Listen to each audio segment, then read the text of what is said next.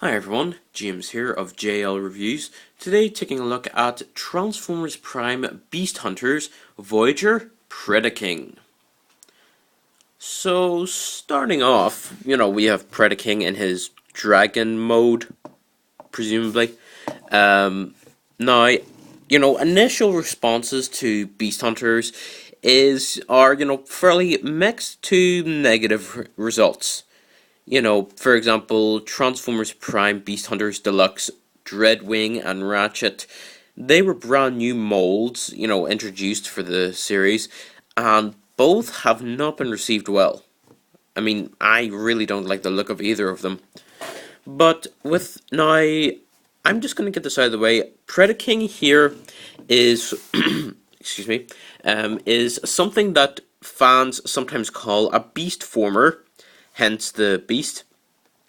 But I'm not myself a beast former, but I am willing to, accept this one, because frankly, Predaking is one of the better beast transformers I've owned. Now, just to get things out of the way, he has these two extra heads which can actually be pegged into either side of his head via, just focus in, there we go, via these little slots, these little holes here. It might be tricky to see because it's dark and there's not a lot of light. Oh, there it is. Yeah, you can see it there just at the front. But basically, he has two of these dragon head looking things, and basically just to fire the missile you pull back on a little lever and the missile fires. So yeah, get the other one out of the way. Now the cool thing about these is that they actually connect together, and by pulling back on one you actually launch both, which is alright. I don't like these, they're a bit annoying and everything, so yeah, put it to the side, and let's move back to Predaking. Now, he might not be the most show-accurate character, but frankly, I still see a lot to be enjoyed. I still see a lot to be liked about this figure. I mean, there are a lot of very nice little details. I mean, you have details in a lot of the body. Now, again, like every other Transformers Prime character, there are great details, but they're not highlighted. So yeah. Now, because he is a beast, he actually does have beast mode articulation. So for the head, basically his head can look up and down. The jaw opens and folds back quite a bit, which is quite scary. But then it closes all the way up. The neck bends down like so. You actually do get a neck pivot, which is great to see. So, good amount of articulation in the head. As for the arms, they go forward and back, they move in and out, they bend at the knee, well, mostly forward, so, yeah. Then the foot actually pivots on a little bit of a ball joint, and, it can all move back and forth. Then, as for the back legs, I really like these. They can move forward and back, they can go 360, well, they can kind of get blocked by the wings, but if you fold them forward, you do get full 360. They do move in and out a little bit, but, I don't see that as a big thing people need to concern themselves about. And there is a nice little bit of a knee bend, which is great. And the foot, it pivots back and forth, like so. Then as for the wings, just focus in, the wings can actually bend in and out. They can also bend at this joint, so you can have, quite a wingspan, if you wish. So, yeah. In fact, I actually forgot about this one figure, if you'll allow me to get him.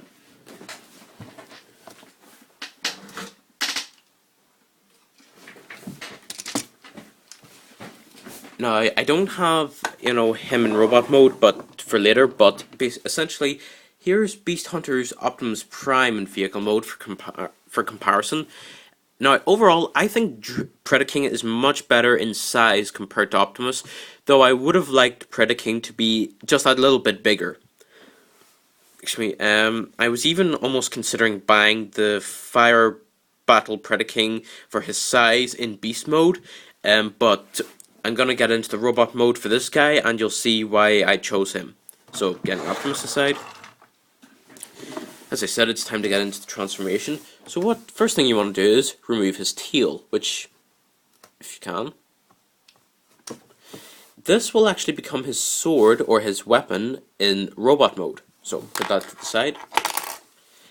Now, as for his transformation, there are some hidden elements that both I really like and are a little bit tricky, but you know, it's good to pay attention. So, first things first, angle the camera. Oops. First thing you want to do is fold out the wings to the side, like so. Then, taking the legs, fold them back, and so that way they're straight out. So, same with the other side. Straight back. Then, taking the underbelly of the beast, you're basically going to take this entire section and the bit identical to it on top and split it all the way down the middle. In fact, this is quite tricky. There we go. So, basically, after doing that, focus in again. After doing that, fold these out, and these are going to be his legs in robot mode. Like that. In fact, I'll actually see if I can get a bit of extra light. No, that doesn't work.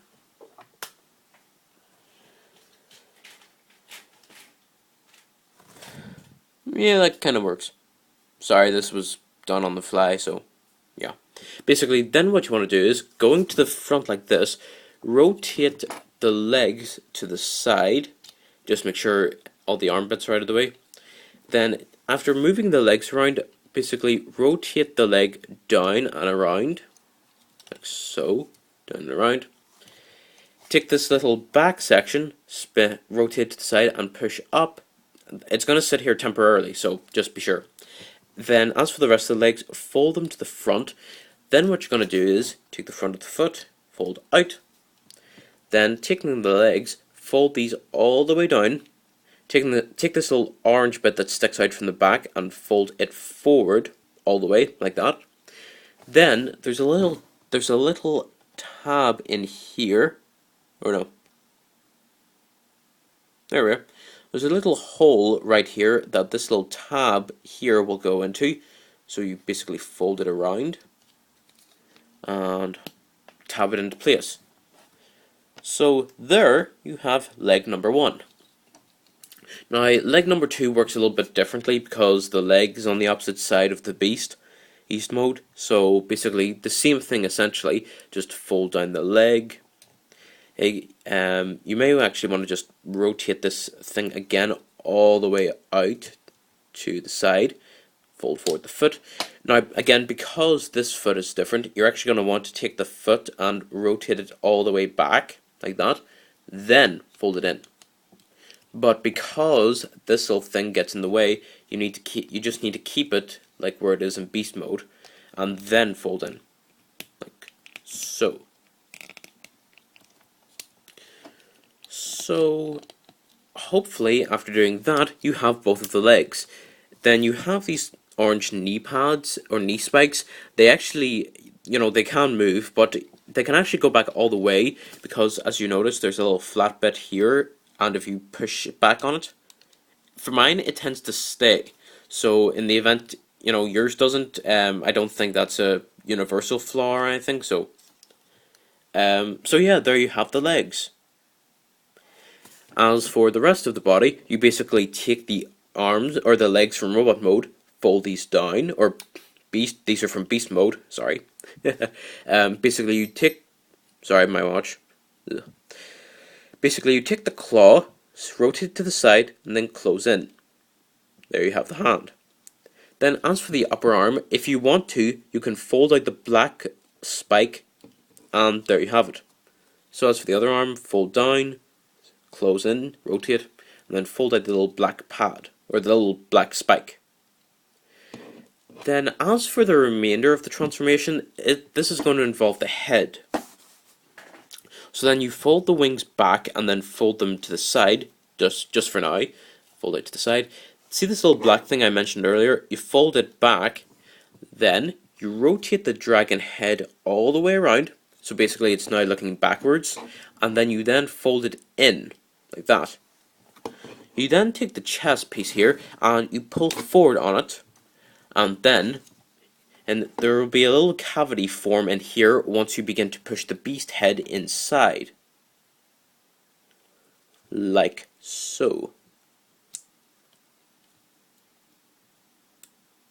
Sorry, someone just got in the way there.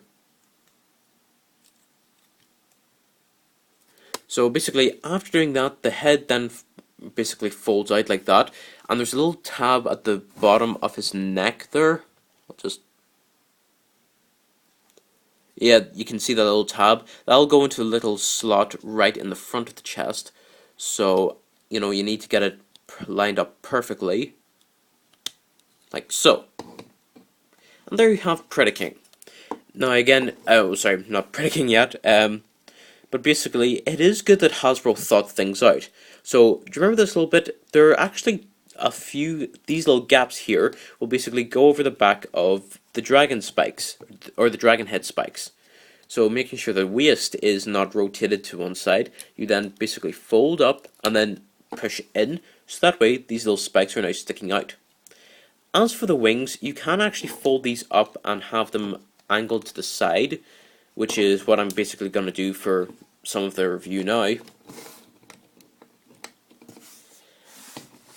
And so, here we have Transformers Prime Beast Hunters Voyager class Predaking in robot mode. The camera's acting up on me a little. There we go. So, right off the bat, wow. Now, I will actually give Hasbro credit. They have done some really good things with this guy. Now, I accept that, some of the Beast Hunters toys aren't great, but Predaking here has to be one of the best. Now, it's not to say he's without his flaws, don't get me wrong, he still has issues, but so far, he looks like to be one of the better Beast Hunters toys. Now, just to break up my routine of jumping into the articulation, I'm actually going to give you guys, I'm going to give everyone a little bit of a size comparison. So, here we have Ultra Magnus. Magnus, he simply uses the Optimus Prime mold, so, it's the old RID Optimus. But that said, Predaking still looks like he's taller. Just angle him. I know it doesn't look like much, but I still think Predaking is taller. It's just a matter of getting him to stand up.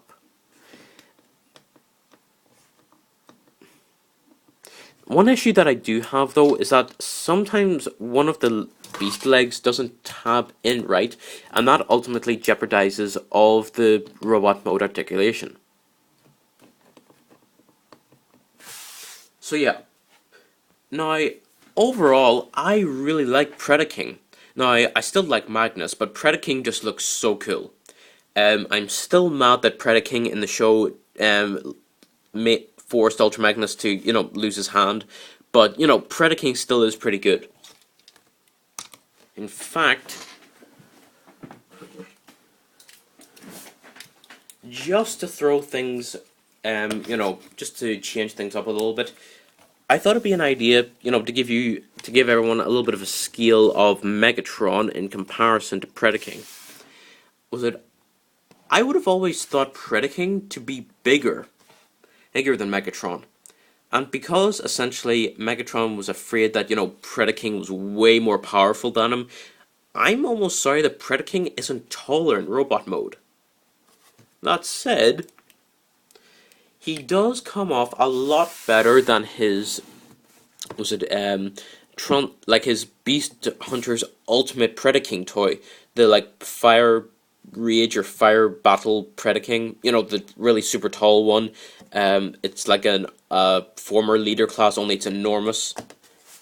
But yeah, now to get into articulation, the head can look side to side. It can look up and down. Was it? I just want to get this out of the way. This is actually the second Predaking that I bought, because the first one there were a few things wrong with it. You know, plastic had been worn or warted and everything. But the thing is, my original Predaking, the first one I bought, didn't have neck head articulation. You know, it couldn't look up and down. But to have this one do that, I think is great. So yeah, you have head articulation. The wings, you know, they have the exact same articulation as beast mode, so nothing lost.